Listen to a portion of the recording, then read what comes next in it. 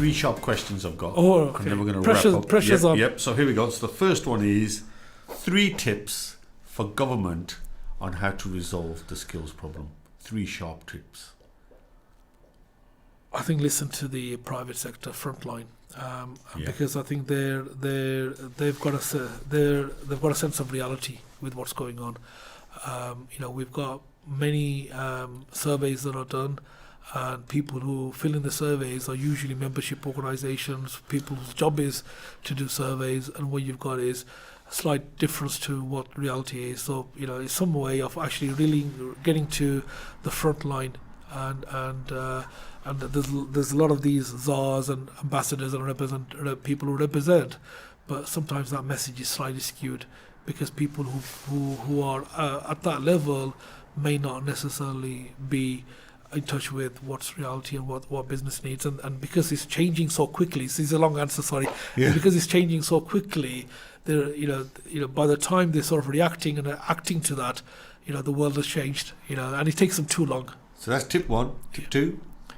Well, sorry, what was it? 3 tips. If you got, maybe just 3 is the one, but I just wonder if you had a couple of more for them. So one is listen to the private sector, the sharp edge. They've got to act quicker. So quickly, they take ages. So it just takes too long. Agreed. In terms of that, and also at the same time, try and match up the funding. So there's a slight mismatch. You talked about it earlier on before. So at the moment you've got the Department for Work and Pensions, and you've got the Department for Education, and there's a crossover.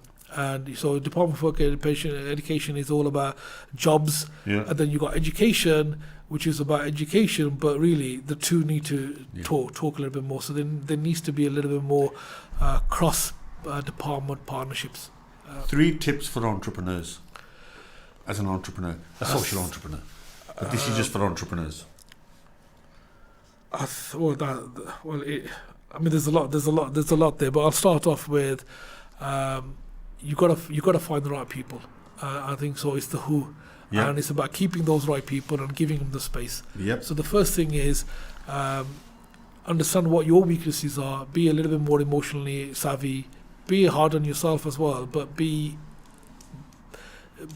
understanding that there's going to be people who are definitely better than you at certain things, and it's about really grabbing those people and being in a position where you allow them to deliver what you need as a business. That's one. Is that one? 2 more tips. So who's one? So second one is look at training and development for yourself, for your team, and look at it as part of your culture, your business, and how you do things.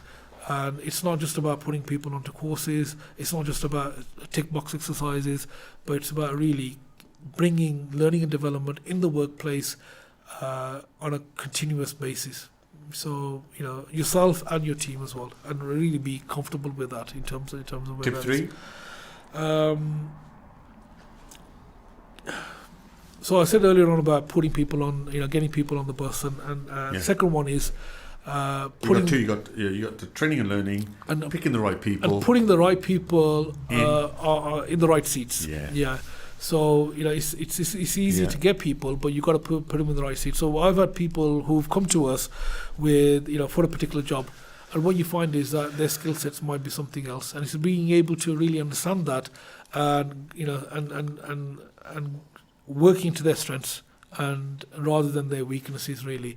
And that is really where you're putting them on the right seats as well on your bus, and ensuring the fact that you're playing to their strengths as opposed to knocking for their weaknesses. And that's one of the ways to create these sort of A players in your team. So they've got you've got champions who are good at certain things, and hopefully you'll have a stronger team.